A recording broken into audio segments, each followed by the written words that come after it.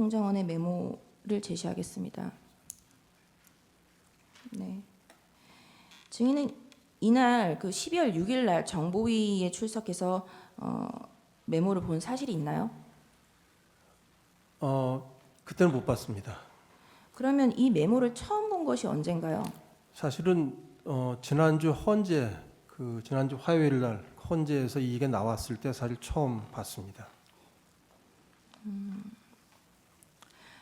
육강 아까 증인께서 뭐 정보위에 가게 된 경위에 대해서 설명을 하셨는데 좀 더 상세히 설명을 해주실 수 있나요?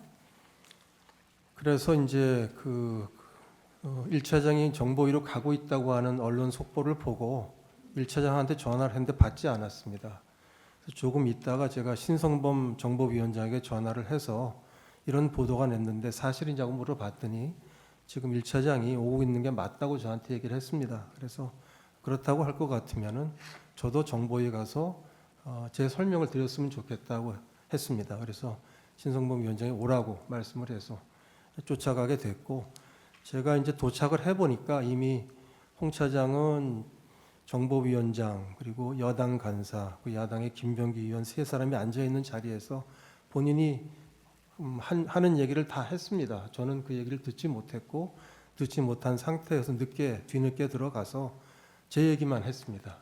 하고 홍장원하고 뭐 이렇게 대화에 대해서 맞춰보거나 고성에 오가거나 뭐 서로 공방에 오가거나 그러진 않았나요? 맞춰보거나 뭐 고성이 오갈 거는 없고, 제가 제가 제 입장에서 쭉 얘기를 하면서 예를 들면 오보입니다라고 얘기했죠. 제가 부인하는 논평을 냈습니다 했을 때 홍장원 차장이 맞습니다라고 얘기를 했습니다. 그런 식의 좀 확인은 한두 번 있었지만 고성이 오갈 일은 없었습니다.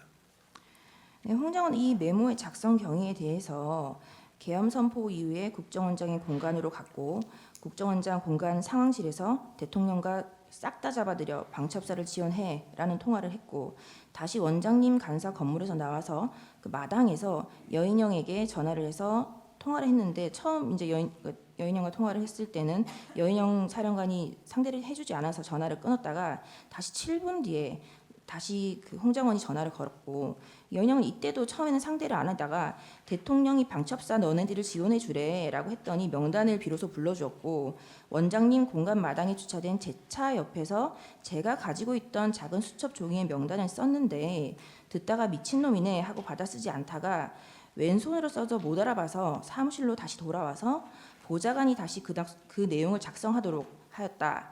그런데 14명인지 16명인지 명확하지 않다라고 진술을 했는데, 증인은 그런 사실관계에 대해서 확인해 보셨나요? 지난주 헌재 홍장원 차장의 증언이 있은 다음에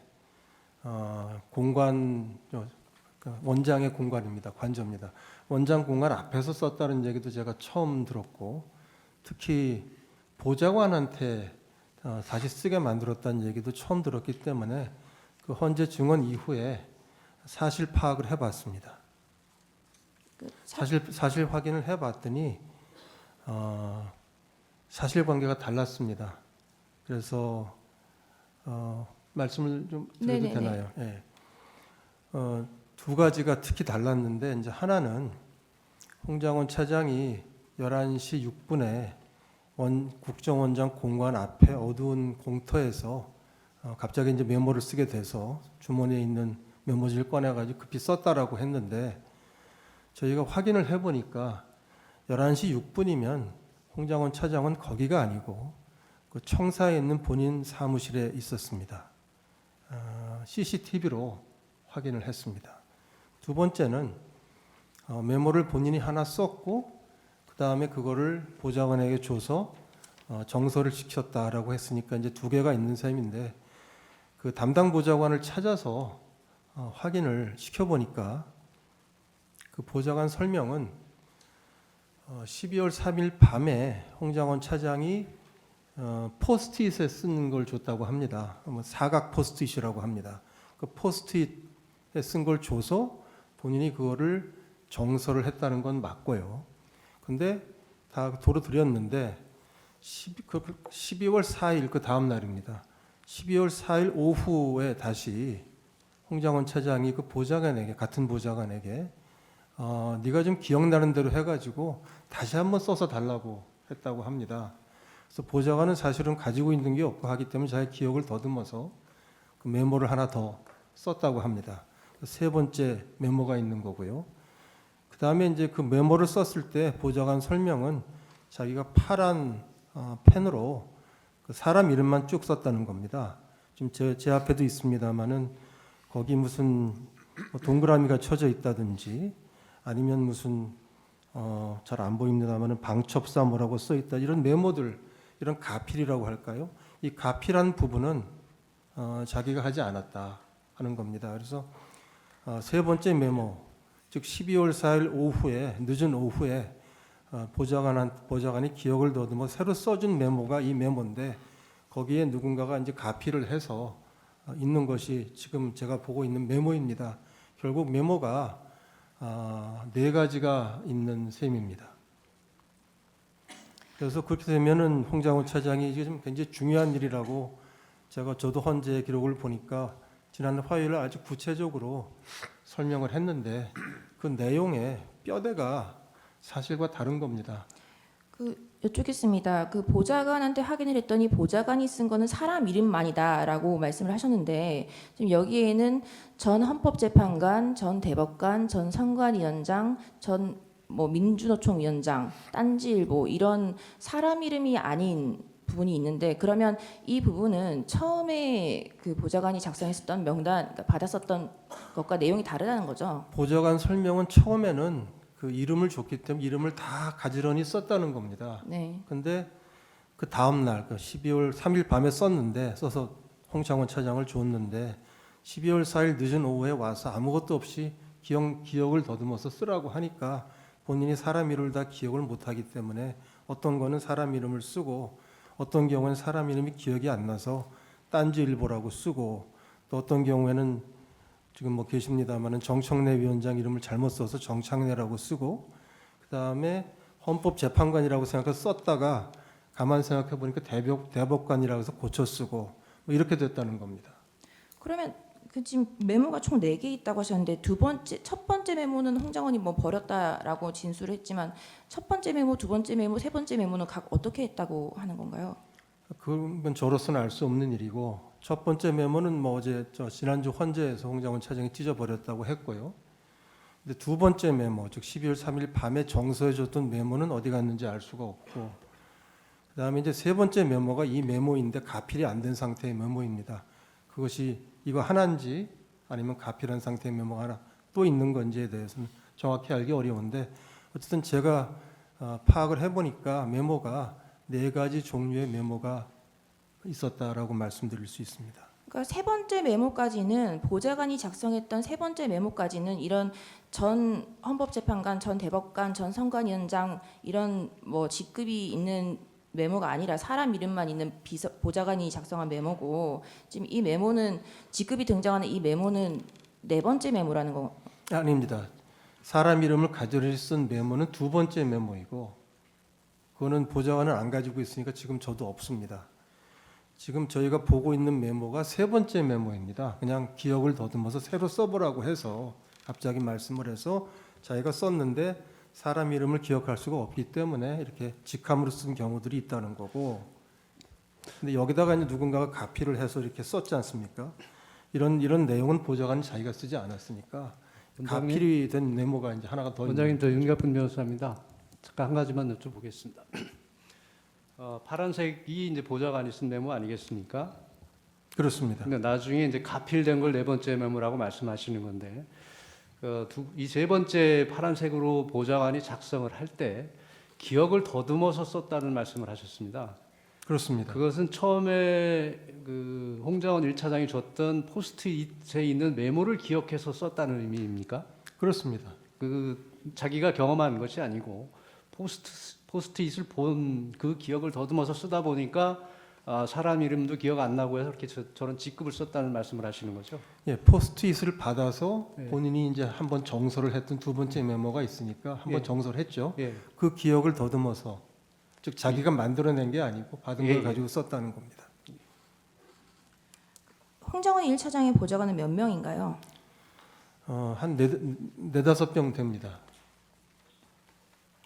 아직도 전부 다그 계엄 당시에 있었던 보좌관들이 전부 다 재직을 하고 있는 건가요? 네, 국정원에 재직하고 있습니다. 그 아까 보좌관한테 확인했다는 그 확인을 언제 하신 건가요? 그 12월 4일 날 헌재 증언을 보고 제가 확인을 해달라고 요청을 했고, 제가 이제 오늘 이렇게 헌재에 나와야 되니까 준비 차원에서 그 준비를 담당하는 부서에 확인을 요청을 했고, 이렇게 이제 이 지금 말씀드리는 내용을 다 이렇게 정리한 거는 아마 한 그저께쯤, 그러니까 월요일이나 화요일 날 정리가 됐던 것 같습니다.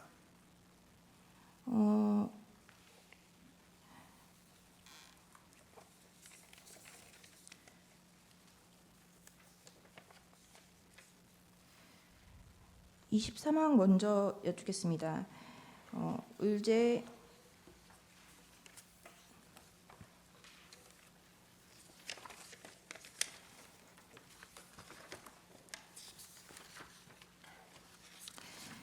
의제 164호 중에 9 내지 10을 제시하겠습니다. 한동훈에 대한 체포와 체포 명단이 폭로되기 시작한 것은 2024년 12월 6일입니다.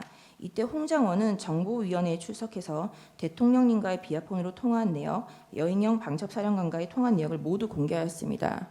이게 그 연합뉴스의 그 김병기 의원이 정보위원회가 종료된 이후에 공개한 대통령님과의 통화 내역, 그리고 여인영 방첩사령관과의 통화 내역입니다.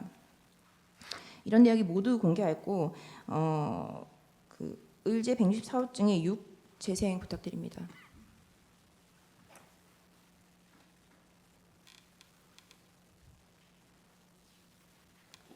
명단을 갖다 불러줬다고 합니다. 명단을 불러드리겠습니다. 그 체포 대통령인데 이분 홍 차장이 기억하는 순서입니다. 이재명, 우원식, 한동훈, 김민석, 박찬대, 정청래, 조국, 김어준, 김명수 전 대법관, 김윤웅, 참고적으로 김민석 저희 최고위원이 형님인 걸로 알고 있습니다. 권순일, 그리고 권순일 전 선관위위원과 또 한 명의 선관위위원을 불러주었는데 기억을 못한다고 합니다. 여기까지 듣고 그대로 워딩 그대로 말씀드리겠습니다. 미친 X로구나 그거 생각하고 그 다음부터는 메모를 하지 않았다고 합니다. 그래서 제일 마지막에 이 노총인지 민주노총, 그러니까 한국노총인지 민주노총인지는 잘 모르겠는데 노총위원장 한 명은 기억이 난다고 합니다. 이게 지금 6일날 김병기 의원이 정보위가 끝나고 나서 그 기자한테 브리핑한 내용인데요. 증인의 말씀에 의하면 이 메모가 이미 그 4일과 5일 뭐 그때 작성되어 있었던 메모라고 되는, 그 보좌관이 그렇게 진술했다라고 하는 것 같은데, 지금 대통령과의 통화 내역도 공개하고 여인영과의 통화 내역도 모두 다 공개했는데 이 메모가 그때 존재했다면 이 메모가 그때 공개되지 않을 리 없거든요. 그런데 지금 김병기 의원의 그 워딩은 기억하고 있는 순서입니다라고 말만 하고 있어요. 메모를 전혀 제시하고 있지 못합니다. 증인이 보좌관한테 확인한 사실관계가 팩트일 거짓말일 수도 있는 거죠. 저는 그 우리 담당 부서에 그 해당 보좌관을 찾아서 확인을 하도록 했고, 그 결과를 보고를 받아서 지금 말씀드리고 있습니다. 거기에 대해서 판단을 하기는 좀 어려운 점이 있습니다. 당시 대통령에 대해서 탄핵 소추가 지금 한창 이슈가 되고 있었고, 이런 메모가 있었다면 그 당시 바로 공개되지 않을 리 없는 메모인데, 이 메모가 그 세간에 공개된 것은 2024년 12월 11일 경입니다. 의제 165호 중에 3 재생해 주십시오.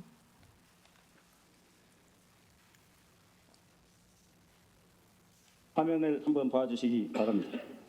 이 메모는 홍장훈 국정원 1차장이 윤석열의 전화를 받은 이후 여인영 전 방첩사령관과 작성하면서 만든 메모입니다. 일부는 본인이 통화하면서 보좌관에 불려줘서 보좌관의 글씨가 함께 들어가 있습니다. 홍장훈 1차장 내란 사건 당시 윤석열로부터 이 지금 박선원 의원이 12월 11일 날 국회 본회의 긴급 현안 질의에서 이 메모를 세간에 공개를 하면서 이 메모의 작성 경위에 대해서 본인이 통화하면서 보좌관에게 불러줘서 보좌관의 글씨와 함께 들어가 있습니다라고 말을 했거든요. 지금 증인의 진술과 다르지 않습니까? 예, 다릅니다. 제가 보고받은 거는 홍장원 차장이 포스트잇에 쓴 이름을 줘서 그걸 가지고 보좌관이 정서를 했다고 들었습니다. 의제 126호 중에 1 김어준의 뉴스공장을 재생 부탁드립니다. 보면 딴지일보는 뭐냐면은 예. 방첩사하고 이제 홍장훈 1차장하고 통화할 때 목소리 크게 하니까 예. 보좌관이 받아 적은 거예요. 딴지일보 필체가. 아, 옆에서 그러니까 그다음에 그걸 보고 홍장훈 1차장이 김어준하고 넣은 거예요.